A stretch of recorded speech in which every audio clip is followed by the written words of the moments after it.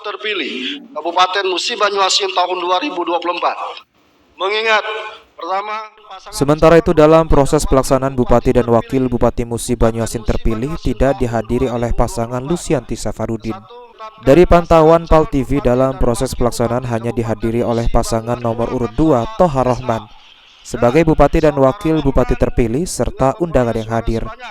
Bupati terpilih Toha Tohed mengucap rasa syukurnya serta terima kasih kepada seluruh elemen masyarakat yang telah berpartisipasi aktif dalam Pilkada Muba 2024 kemarin. Ia juga mengatakan akan segera merealisasikan janji politik setelah resmi dilantik, terutama janji politik untuk mengentaskan kemiskinan di Kabupaten Musi Banyuasin.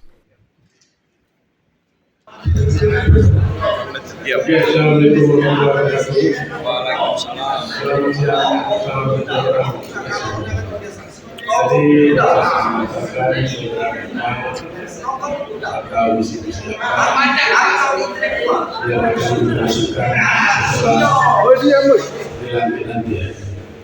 Yang pertama, kita segera melakukan pemberantasan kemiskinan dengan program Warga Maju atau PKM.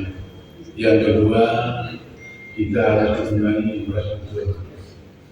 Itu langkah-langkah awal kita ada dua, pertama PKM, yang kedua infrastruktur, baik jalan dan jembatan. Ruzi Iskandar, PAL TV.